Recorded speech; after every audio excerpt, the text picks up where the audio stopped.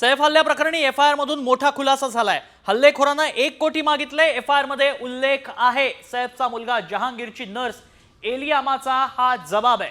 1 कोटींसाठी सैफ अली खानवर हल्ला करण्यात आला असा कयास अशी शक्यता व्यक्त केली जाते। सैफ हल्ल्याप्रकरणी एफआयआर मधून आता अत्यंत मोठा खुलासा झाल्याचं पाहायला मिळतं। हल्लेखोरानं 1 कोटी मागितलेत। एफआयआर मध्ये हा उल्लेख आहे। सैफचा मुलगा जहांगीरची नर्स एलियामानं हा जबाब नोंदवलाय। 1 कोटींसाठी सैफ अली खानवर हल्ला करण्यात आला का असा सवाल या निमित्तानं आता उपस्थित होतोय। एकीकडे सैफ अली खानवर हल्ला का करण्यात आला त्यामुळेच अनेक सवाल उपस्थित होत आहेत।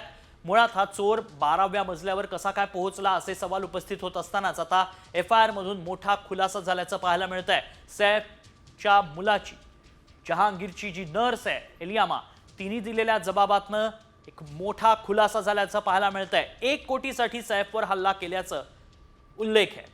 हल्लेखोरानं 1 कोटी मागितले। सैफचा मुलगा जहांगीरची नर्स एलियामानं हा जबाब नोंदवलाय। 1 कोटींसाठी सैफ अली खानवर हल्ला झाला का असा सवाल आता या निमित्तानं उपस्थित झाला आणि त्याने 1 कोटी का मागितले होते, कोण होता हा, याबाबत आता तपास केला जातोय। या हल्लेखोराचं सीसीटीव्ही साम टीव्हीनं सगळ्यात आधी तुमच्या समोर आणलं आणि आता ही मोठी बातमी एफआयआर मधनं जो खुलासा समोर येतोय तो देखील साम टीव्हीनं तुमच्या समोर आणलाय। एफआयआर मधून हा खुलासा झालाय। एफआयआर कोणाची आहे तर एफआयआर आहे जहांगीरची नर्स एलियामाची। सैफ हल्ल्याप्रकरणी एफआयआर मधून हा मोठा खुलासा झालाय। हल्लेखोरानं 1 कोटी रुपये मागितले असा जबाब देण्यात आलाय। 1 कोटीसाठी सैफवर हल्ला झाला का असा सवाल या निमित्तानं उपस्थित होतोय।